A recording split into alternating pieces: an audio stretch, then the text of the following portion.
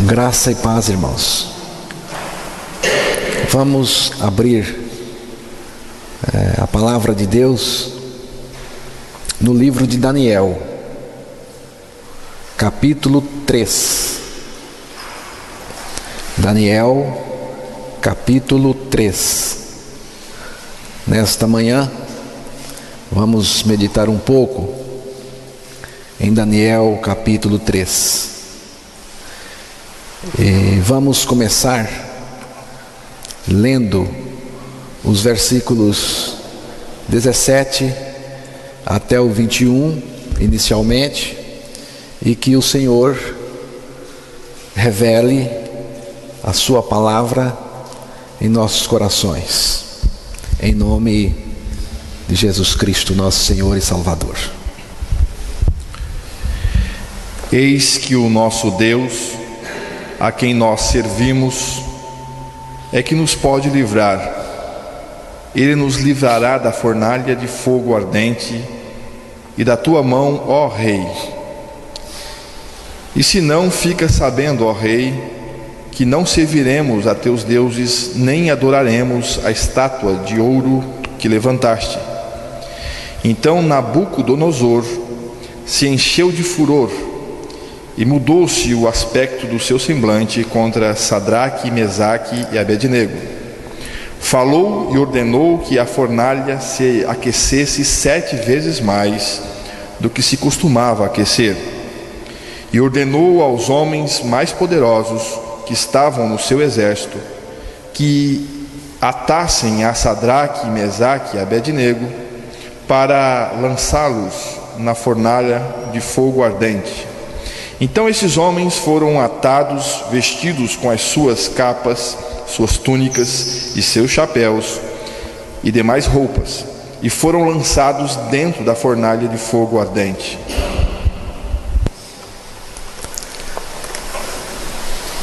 A ênfase, a tônica, aí é adoração.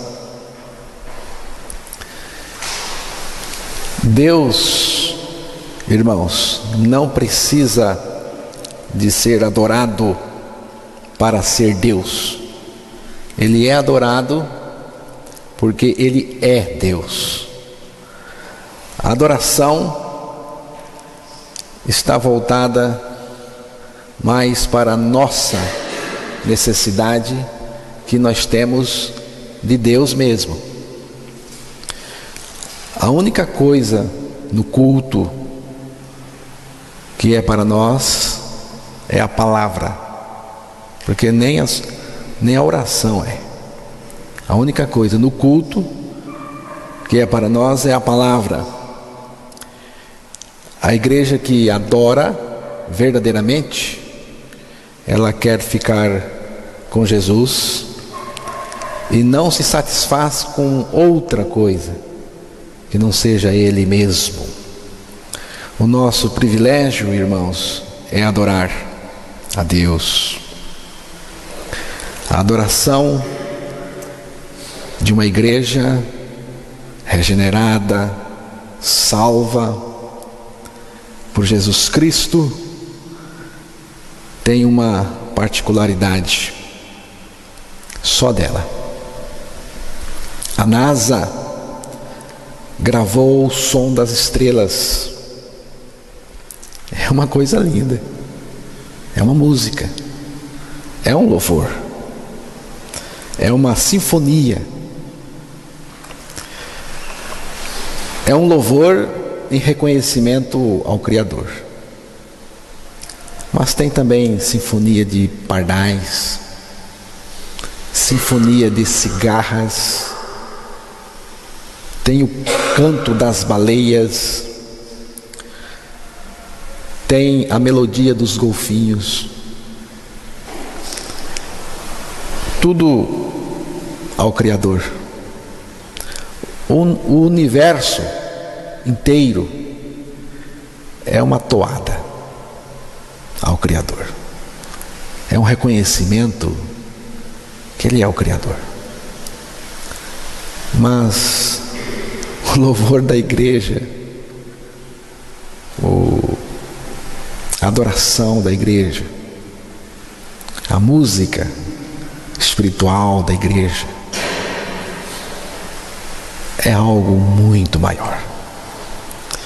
Porque, irmãos, porque o Criador morreu pela igreja.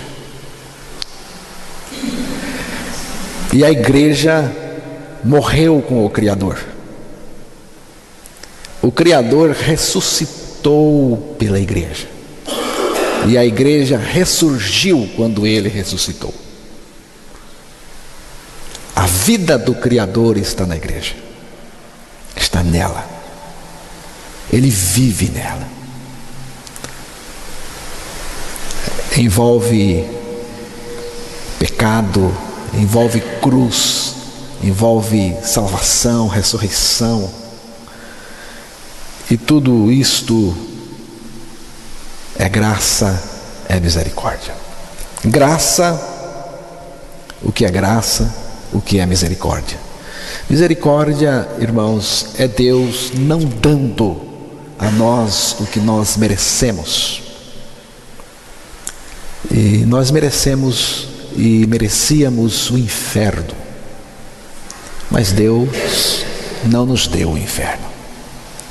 Graça é Deus dando tudo e fazendo tudo a quem nada merece. Então, o louvor da igreja é um pouco diferente. É só dela. Por causa da cruz. Por causa do lugar onde ela foi resgatada do pecado, da salvação.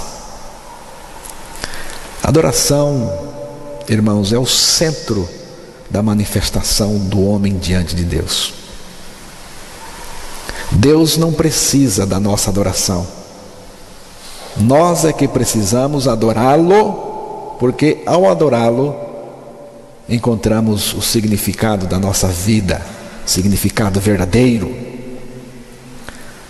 A adoração é voltada inteiramente para Deus. O culto é de Deus, por Deus e para Deus. Infelizmente, a igreja pós-moderna tem um culto humanístico, centrado no homem. É um culto voltado para os espectadores e para os deleites das pessoas, né? Para o bem-estar das pessoas, para o deleite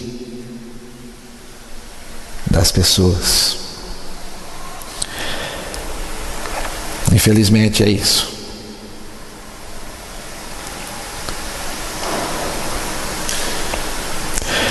No âmbito do culto,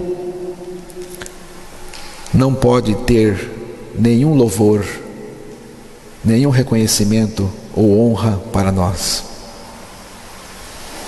Deus é tão santo, irmãos, que se não for por meio da sua própria vida em nós, não podemos adorá-lo. O adorador é aquele que passou pela cruz, morreu com Cristo, saiu pela ressurreição juntamente com Cristo, e Cristo se tornou a sua vida.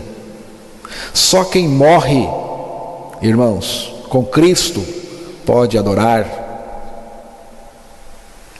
porque vai adorar por meio da própria vida de Cristo em nós. Tem que deixar tudo na cruz, tudo, a nossa carne, o nosso homem velho, a nossa velha natureza, o nosso eu,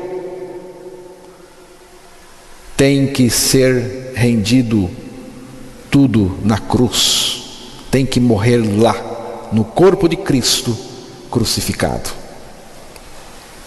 Há um cântico que eu gosto dele, tem um trecho que diz assim: quando tudo perante o Senhor estiver, e todo o teu ser Ele controlar, só então has de ver que o Senhor tem poder, quando tudo deixares no altar. Altar é cruz. Tudo tem que ficar ali. Tudo. Quando tudo estiver na cruz, começando por você mesmo, a sua vida, então você pode adorar. Ele tem que arrancar de nós toda a sujeira, todo o pecado, toda a iniquidade, para que Ele mesmo seja a fonte e o objeto da nossa adoração.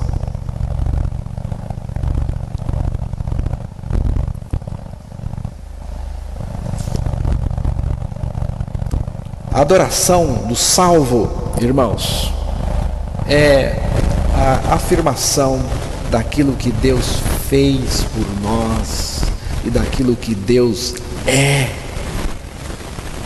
em nós. Há muito louvor de gato na igreja. Você sabe a diferença entre o louvor de gato e o louvor de cachorro? É que quando você muda de casa, o gato fica. Ele fica. O cachorro segue você. O cachorro deixa a casa e vai com você. Entende, irmãos? O gato não liga de mudar de dono. Ele fica com a casa. Adoração é algo que está voltada só para Deus. É alguém que quer só Deus por aquilo que Ele é, e não por aquilo que Ele pode fazer por nós, que Ele pode nos dar, mas por aquilo que Ele é realmente.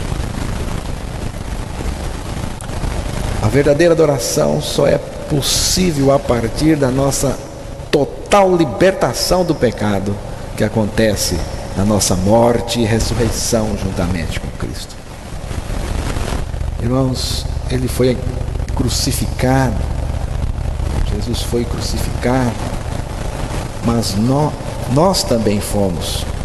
Ele foi crucificado, mas ao ser crucificado, Ele nos crucificou com Ele, para remover de nós o pecado. Ressuscitou para compartilhar conosco a sua ressurreição, vivendo em nós a sua vida. Então, lhe prestaremos uma adoração livre, descontraída, nunca antes experimentada. É o maior privilégio que existe no universo. O maior. O grande Nabucodonosor, eu vou pedir que alguém possa fazer o favor de me trazer um copo d'água. O grande Nabucodonosor teve um sonho. Isto no capítulo 2. Eu vou voltar um pouquinho para o capítulo 2 de Daniel, para entendermos aí um pouco mais o capítulo 3. Então, irmãos, o grande Nabucodonosor teve um sonho suscitado por Deus, que ele tirou o sono. Ele ficou muito perturbado, diz o texto. Aparentemente, nada, nem ninguém podia ameaçar o poder e o reino de Nabucodonosor. Mas neste sonho, irmãos, o seu reino foi ameaçado de forma muito real. O rei se sentiu abalado, inseguro e perturbado. O sonho era uma grande estátua de 4 metais de vários graus de dureza, referente a 4 impérios do mundo antigo. A cabeça era de ouro fino, indicando, pela própria revelação de Deus a Daniel, o próprio Nabucodonosor e o seu império neobabilônico, que haveria de terminar com a queda do seu neto, o rei Belsazar. O peito e os braços de prata, representando a Medo-Pérsia. O ventre e os quadris de bronze, representando a Grécia. As pernas de ferro, os pés em parte de ferro e em parte de barro, representando o maior e mais poderoso e brutal império que já existiu na face da terra, o Império Romano. Segundo as Escrituras, irmãos, este império voltará a existir na forma de um governo mundial sob o comando do Anticristo no fim dos tempos. Deus deu a revelação detalhada do significado do sonho a Daniel e ele repassou fielmente ao rei. Nabucodonosor, ao invés de humilhar-se diante do Senhor, se exaltou. Não ficou contente de ser a cabeça de ouro, mandou construir uma estátua toda de ouro, representando a si mesmo, exigindo adoração. O culto a si mesmo. Mas vamos ler então Daniel, capítulo 3, versos de 1 a 6. O rei Nabucodonosor fez uma estátua de ouro, cuja altura era de 60 côvados, e a sua largura de 6 côvados. Levantou-a no campo de Dura, na província de Babilônia.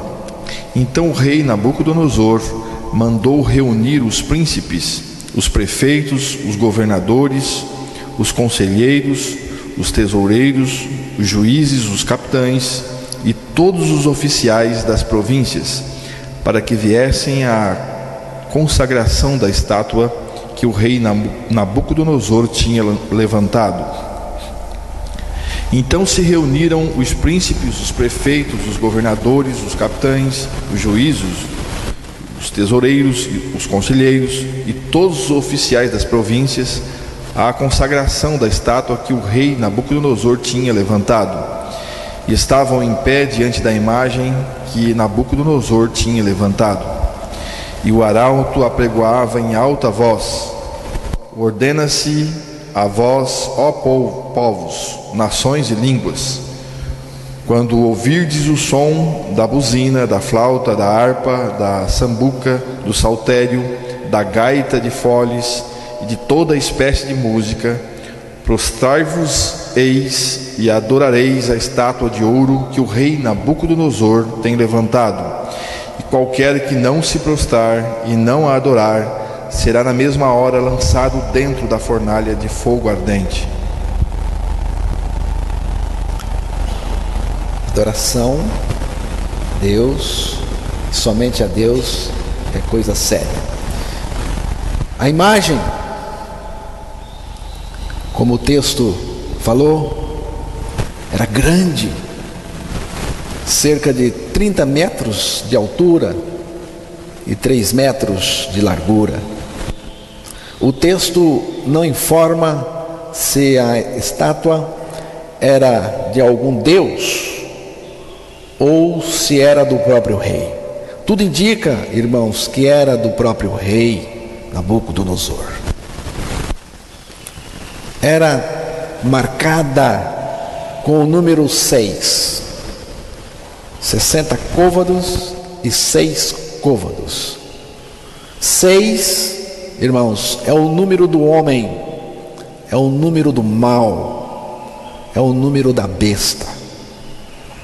Temos duas situações a ser verificada aqui. A primeira, a situação real histórica dos 3 jovens amigos de Daniel que estão dispostos a morrer, não a pecar. Pecar jamais. A adoração daqueles jovens ao Senhor era inegociável. Pecar era uma palavra que não constava no vocabulário deles e nem em suas vidas. A segunda situação é o aspecto profético que aponta para o futuro, para o tempo do fim, para o tempo do anticristo, quando haverá na terra também algo semelhante. Mas nesta manhã vamos falar um pouco da primeira situação, a situação dos 3 jovens dispostos a morrer, não a pecar. Pecar jamais. Em cima desse episódio, vamos pensar alguns aspectos da adoração verdadeira a Deus, algumas marcas dos adoradores de Deus.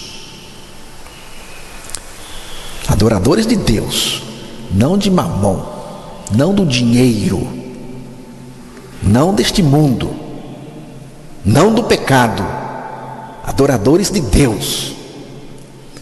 E a primeira coisa que eu vejo no episódio desses rapazes é que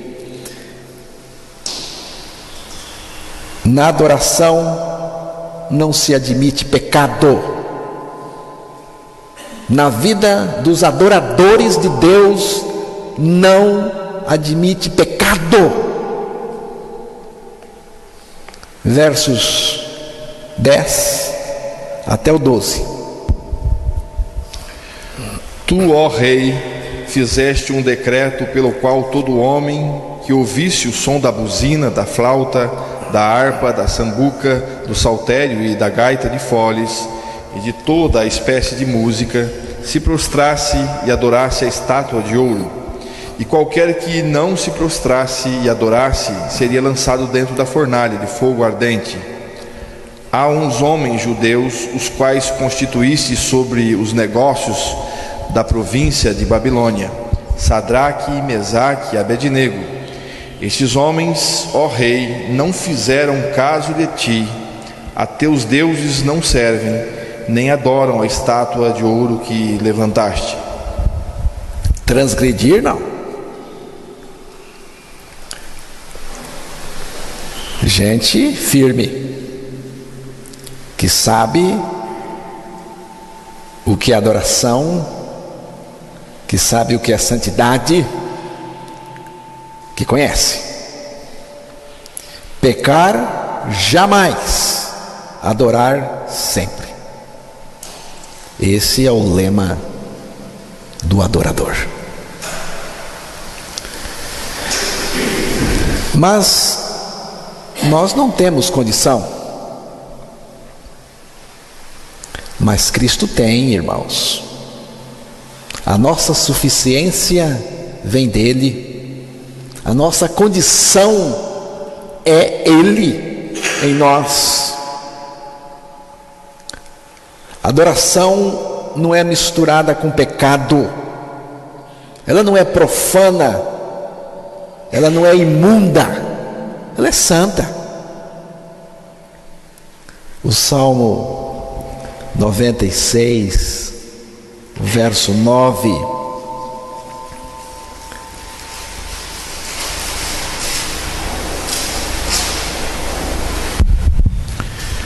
Adorai ao Senhor na beleza da santidade, tremei diante dele toda a terra. Adorai o Senhor na beleza da santidade. Qual santidade? A sua, que é a santidade de Deus em você. A versão que eu estou usando aqui, irmãos, diz assim: adorai ao Senhor vestidos de trajes santos. Para aqueles jovens, a adoração a Deus era inegociável. Estão prontos para morrer na fornalha, mas não pecar, não transgredir. Pecar, transgredir, nem pensar. Irmãos, é preferível ser queimado vivo nesta vida, neste mundo, a ser lançado no lago de fogo eterno por optar pelo pecado. Deus era mais importante do que a preservação da vida física. Que coisa, irmãos! Deus para o adorador é mais importante do que a preservação da sua própria vida física. Podemos perder a vida, podemos perder qualquer coisa, mas não podemos perder de vista o Deus da nossa adoração, o Deus da minha adoração. Eles entendiam que agradar a Deus era mais importante que a preservação da própria vida, irmãos. Eles agiram assim, não porque sabiam que Deus iria livrá-los. Eles não sabiam. Adorar o Senhor em troca de nada, irmãos. Adorar por aquilo que Ele é. Adoração não é troca com Deus. Irmãos, muitas vezes, várias vezes, a nossa fidelidade, o nosso apego ao Senhor, o nosso amor a Deus, nos coloca em grandes enrascadas, fornalhas ardentes, covas de leões, prisões, rejeições, discriminações. Você sabia que a maior discriminação da história foi sofrida pelos cristãos que amam a Deus? A maior.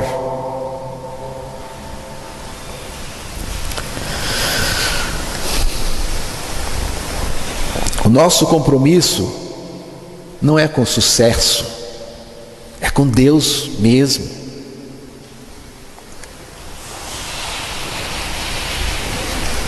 Nada pode se meter entre a nossa adoração e Deus. Nada.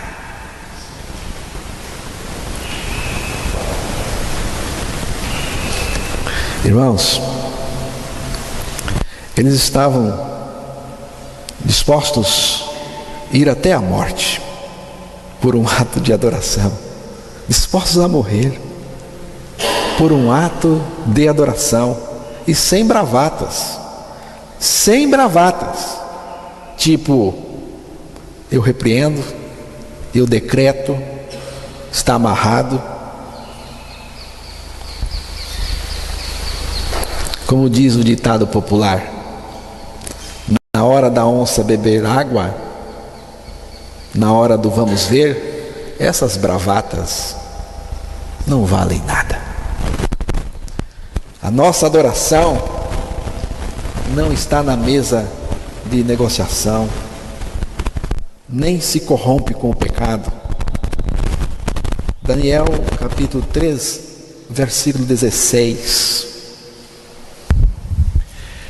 Responderam Sadraque, Mesaque e Abednego e disseram ao rei Nabucodonosor: não necessitamos de te responder sobre este negócio. Os rapazes diante do rei diante de alguém que tem o poder para matar, estão dizendo aqui: não necessitamos de responder sobre este negócio. Estão dizendo aqui: adoramos a Deus por aquilo que Ele é e não em troca de benefícios. Versículo 17 e 18. Eis que o nosso Deus, a quem nós servimos, é que nos pode livrar. Ele nos livrará da fornalha de fogo ardente e da tua mão, ó Rei. E se não, fica sabendo, ó Rei, que não serviremos a teus deuses, nem adoraremos a estátua de ouro que levantaste. O que faz a diferença, irmãos, aqui é a presença de Deus. Se tivermos que ser queimados, vamos ser queimados. Mas a nossa adoração não está à venda e não vai afrouxar por nada. A segunda coisa que notamos aqui no texto é que a adoração é insubstituível na vida daqueles que são de Deus. Versículos 14 até o 18. Falou Nabucodonosor e lhes disse: é de propósito, ó Sadraque, Mesaque e Abednego, que vós não servis a meus deuses, nem adorais a estátua de ouro que levantei. Agora, pois, se estáis prontos, quando ouvirdes o som da buzina, da flauta, da harpa, da sambuca, do saltério, da gaita de foles e de toda espécie de música, para vos prostrardes e adorardes a estátua que fiz, bom é, mas se não adorardes, sereis lançados na mesma hora dentro da fornalha de fogo ardente. E quem é o Deus que vos poderá livrar das minhas mãos? Responderam Sadraque, Mesaque e Abednego e disseram ao rei Nabucodonosor: não necessitamos de te responder sobre este negócio.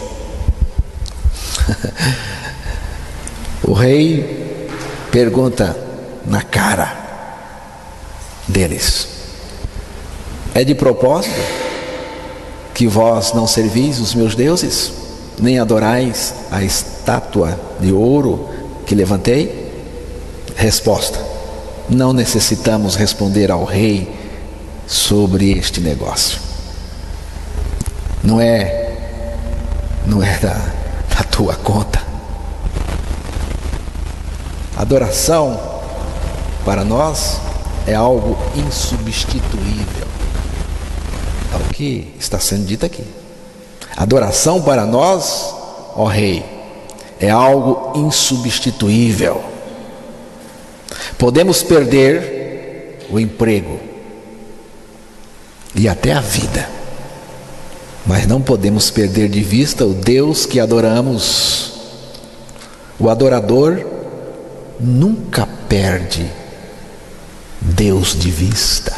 E Deus aqui é Cristo, o Senhor. Nada poderia substituir a adoração na vida daqueles rapazes. Nada. Nem mesmo a morte. Adoração, irmãos, não é algo banal. Não é oba-oba. É coisa muito séria. Ela é assunto de vida ou morte.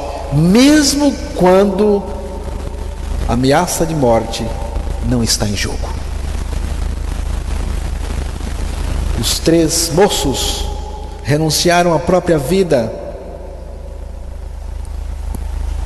por um ato de adoração ao Senhor. Você vê que coisa radical. Você pensa adoração assim? Ou é oba-oba?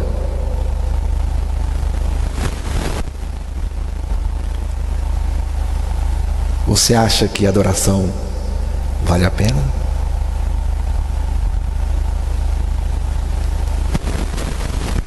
Adoração requer renúncia e prioridade total. O decreto do rei tinha 2 efeitos: fazer a adoração daquilo que não é Deus e desviar a adoração de Deus. Mas do ponto de vista de Deus, o efeito que Deus estava gerando com a aprovação era apurar muito mais a adoração dos seus amados.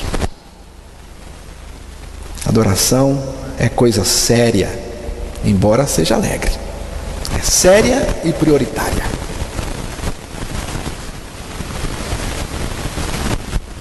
Não é coisa para a gente dizer: quando eu estiver tempo, quando eu tiver uma oportunidade. Não. Os 3 moços mostraram que tinham um senso de valor. A adoração deles era muito mais fervorosa do que as labaredas da fornalha.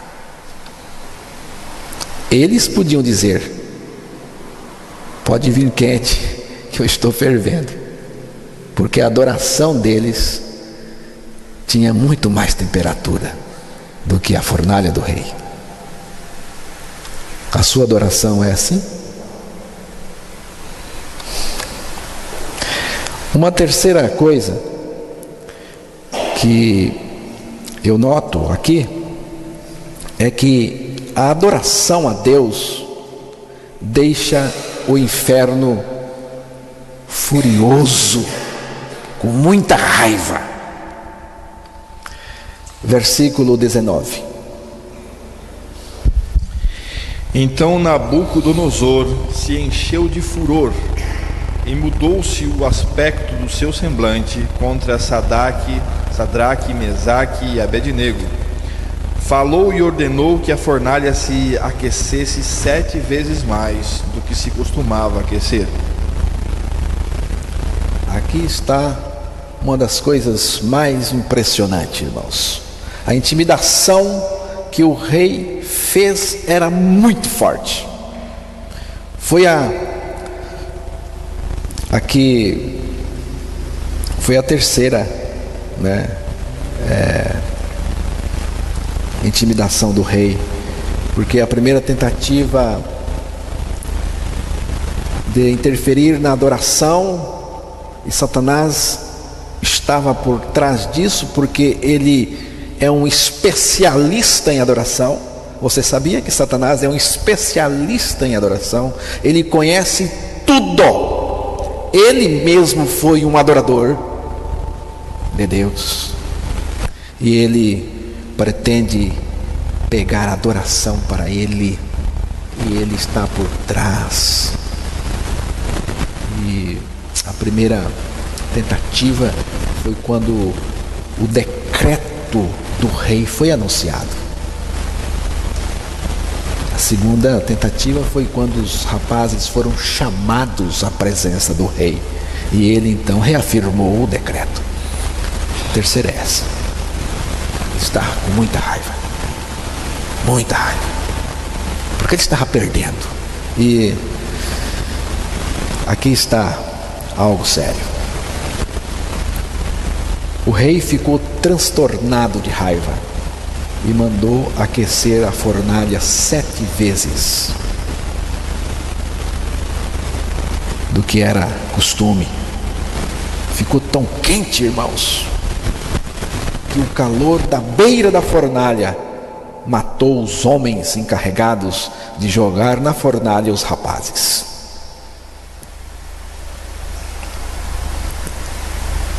Satanás gosta de se intrometer no assunto adoração. Hoje ele usa táticas, ele usa as táticas mais sutis, mas chegará o tempo, irmãos, que ele usará a pena de morte. Chegará o tempo que ele vai usar a pena de morte. Então, uma igreja que adora de fato, verdadeiramente, que adora em espírito e verdade, uma igreja que adora em espírito e verdade, uma igreja nascida de novo, renascida. Essa igreja provoca a fúria do inferno de Satanás. A quarta coisa que notamos nesse episódio é que Deus está intimamente junto dos seus adoradores em qualquer lugar que Ele permite. Irmãos, isso aqui é maravilhoso demais. Deus está intimamente junto dos seus adoradores em qualquer lugar que Ele permite. Versículo 21. Então esses homens foram atados, vestidos com as suas capas, suas túnicas e seus chapéus e demais roupas, e foram lançados dentro da fornalha de fogo ardente. 23. E estes 3 homens, Sadraque, Mesaque e Abednego, caíram atados dentro da fornalha de fogo ardente. 24.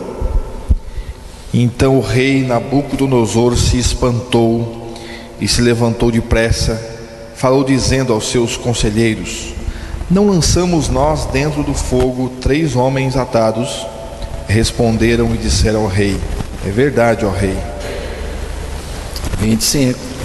Respondeu dizendo: eu porém vejo 4 homens soltos que andam passeando dentro do fogo sem sofrer nenhum dano, e o aspecto do quarto é semelhante ao Filho de Deus. O rei se espantou, e é de se espantar mesmo.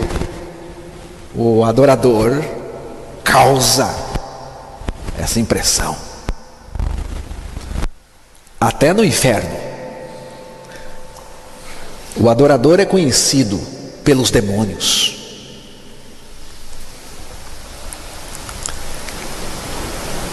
Ele também, ele aqui é o Senhor Jesus Cristo. Aí é Cristo. Ele também entrou na fornalha quente. Você não precisa se preocupar com a situação, por mais terrível que seja, porque Jesus entra nela com você. E houve comunhão. Ele é o socorro bem presente na hora da angústia. Ele, a sua pessoa, e não coisas que Ele faz ou manda fazer. O nosso socorro é Ele, irmãos. E quero lembrar vocês que hoje Ele, Cristo, está em nós. Está em nós. O quarto elemento era singular, era semelhante ao Filho dos deuses, segundo o rei. Aqui está uma manifestação de Cristo. Eu creio assim. Aqui está uma manifestação de Cristo, uma aparição pré-encarnada de Cristo. Jogaram 3 na fornalha, mas viram 4. Que matemática é essa, irmãos? É a matemática da adoração. 3 adoradores, mas Cristo é igual à igreja de Deus. É igual a adoração. Deus é presente em qualquer circunstância, principalmente na circunstância mais difícil. A presença espiritual de Cristo é percebida pelo adorador, viu? A presença espiritual de Cristo é percebida pelo adorador. Se você não percebe Cristo em você, você não é nada. A presença espiritual de Cristo é percebida pelo adorador e pelos os observadores dos adoradores. A comunhão foi muito especial. O rei respondeu: vejo 4 homens soltos que andam passeando dentro do fogo. Eu tenho uma coleção de cânticos em casa, só cânticos favoritos meus.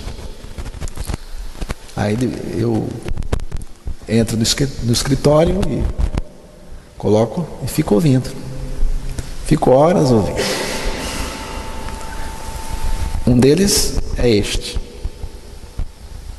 que é muito parecido com o que aconteceu aqui com os rapazes. Se é dura a peleja, Deus dá maior graça, maior fortaleza. Se é grande o labor, se a prova é mais dura, maior é o consolo. Mais quentes as chamas, mais perto, Senhor. Amor sem limite, poder sem fronteira, é graça infinita, inefável tem Deus. E destes tesouros guardados em Cristo, dá sempre, para sempre, a todos os seus. Isto me basta, irmãos. É suficiente para mim. É bastante para mim. Uma outra coisa é que na adoração não existem amarras que nos prendem. Veja o verso 25.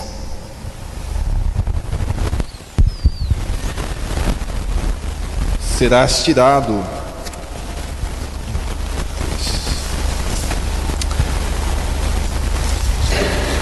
respondeu dizendo: eu, porém, vejo 4 homens soltos que andam passeando dentro do fogo, sem sofrer nenhum dano, e o aspecto do quarto é semelhante ao Filho de Deus.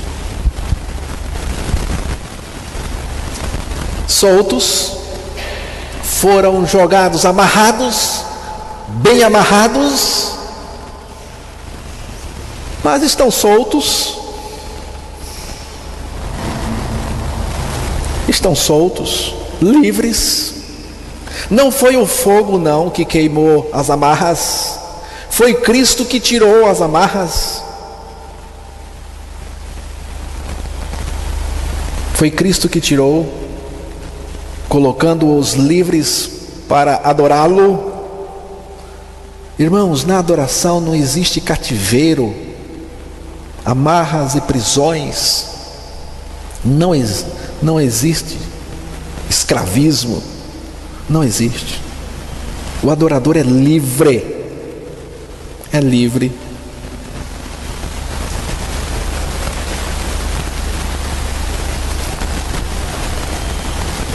Uma outra coisa que aparece na vida do adorador,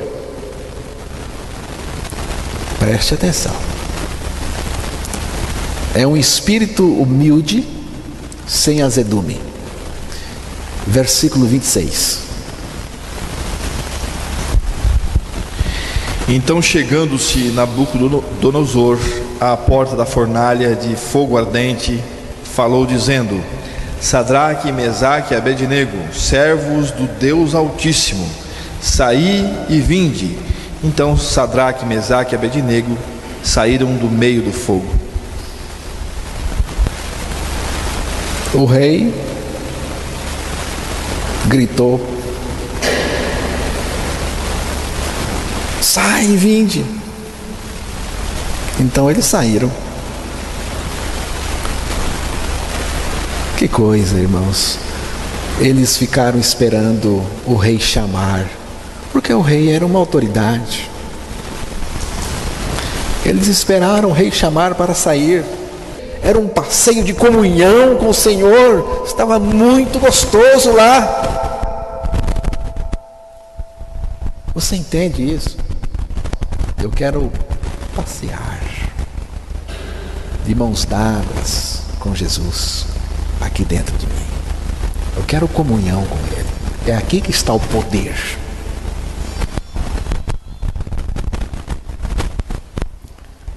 Quando eles saíram, não tinham ressentimento, nem sentimento de vingança, represália, pedindo por justiça. Não estavam prevalecidos, arrogantes, com palavras de ordem e bravatas. Não apresentavam o menor sinal de ressentimento, mágoa, tristeza, desgosto, descontentamento. Não estavam chateados, bronqueados. Não foram à desforra. Não deram o troco. Nem fizeram um ato de desagravo. Desagravar o quê? Eles não estavam ofendidos. Ofendidos estavam os outros, o rei e os demais. Eles tinham obediência e respeito pela autoridade. Quando foi preciso desobedecer, educadamente eles desobedeceram. Quando o rei mandou chamar para dizer que o pecado é melhor, eles então não obedeceram. Mas agora o pecado não está em jogo. Agora tem obediência humilde. Regenerado é assim. Qualquer coisa que me convoque para pecar contra meu Deus, eu direi não, mesmo que custe a minha pele. Mas quando o pecado não está em jogo, você pode obedecer. O rei, diante disso, ficou biruta. Versículos 28 e 29, já estamos terminando. Falou Nabucodonosor dizendo: Bendito seja o Deus de Sadraque, Mesaque e Abednego, que enviou seu anjo e livrou os seus servos que confiaram nele, pois violaram a palavra do rei, preferindo entregar os seus corpos para que não se servissem nem adorassem a algum outro Deus senão o seu Deus. Por mim, pois, é feito um decreto pelo qual todo povo e nação e língua que disser blasfêmia contra o Deus de Sadraque, Mesaque e Abednego seja despedaçado e as suas casas sejam feitas um monturo, porquanto não há outro Deus que possa livrar como este. Birutice total. Perdeu o tino, o rei. Primeiro, ele tentou levar os 3 jovens ao pecado, e agora quer impedir o povo todo de pecar contra o Deus dos rapazes. Não funciona assim, irmãos. A libertação do pecado não funciona desse jeito. Não é assim que se liberta do pecado. Não há libertação por decreto, tipo, não toque nesta coisa, não prove aquela, não pegue naquela. Isso é o que acontece na religião. Uma libertação por decreto. Está proibido. Não é assim que se liberta do pecado. Não se é liberto do pecado por castigo imposto por leis humanas ou religiosas. Só Cristo pode nos libertar do pecado, e Ele fez isto quando nos crucificou com Ele naquela cruz, para que morrêssemos para o pecado. Aí sim, o pecado cessou. Cessa o pecado. Cessa o pecado, porque Ele nos fez morrer para o pecado, e a sua vida está em nós agora. A sua vida vence o pecado, em qualquer circunstância. A sua vida está em nós, é a nossa garantia, que não vamos pecar, porque a sua vida em nós é a vitória total contra o pecado que opera neste mundo. Eu gosto muito daquele texto de João 8, verso 11.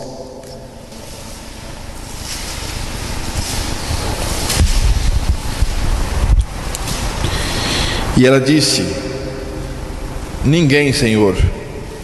E disse-lhe Jesus: nem eu também te condeno.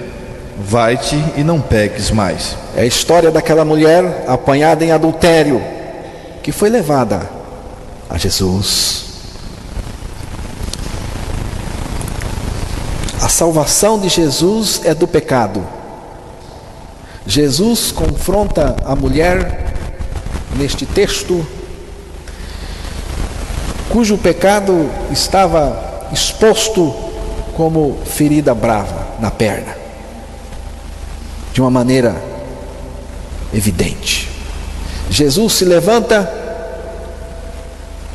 chama a mulher que estava de cabeça baixa.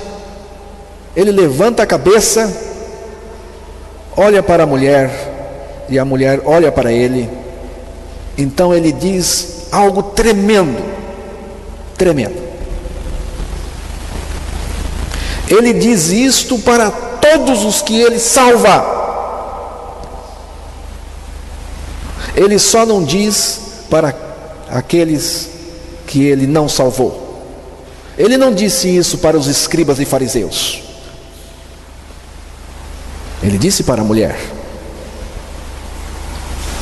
Ele não disse para a mulher o seguinte: mulher, vá frequentar uma igreja ou uma sinagoga. Jesus não falou isso. Ele não disse: vá orar, que você está precisando de muita oração. Ele não disse isso, irmãos. Ele não disse: vá ler a lei. Ele não disse: mulher, procure mudar seu comportamento. Ele não disse isso, irmãos. Ele disse o seguinte: vai e não peques mais. Entendeu? Vai e não peques mais. Não é tremendo isso, irmãos? É a missão de Cristo. Ele veio para salvar do pecado. Ele salva do pecado, para você não viver mais no pecado. Não foi só uma ordem, foi mais do que uma ordem. É um poder dado a nós. Ele ordena e Ele dá a condição. Vida santa é a marca de quem Ele salvou. Só Jesus salva do pecado. A atitude de Nabucodonosor mostra que ele não entendeu como se liberta do pecado e quem liberta do pecado. Ele não entendeu o que é adoração verdadeira. E essa confusão existe na cabeça de muita gente hoje. Não se é salvo, irmãos, não se é liberto observando milagres, porque ele viu. Milagres não mudam o coração do homem. O que muda é crer em Cristo e na sua palavra. Somos atraídos por grandes coisas, mas a maior coisa que existe, ou que pode existir, irmãos, é um homem curvado diante de Deus, adorando em verdade e em espírito. não é adorar para obter vantagens, não é adorar para o Senhor melhorar a minha vida, não é adorar para receber bênçãos. Na adoração, irmãos, o interesse não está em jogo, mas tem fornalha quente pela frente. O que um adorador quer encontrar, irmãos?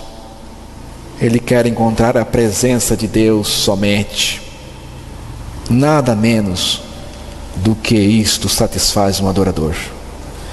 Que o Senhor Jesus, com a sua graça e misericórdia e amor, nos ensine a adorarmos a Ele somente e verdadeiramente em qualquer situação.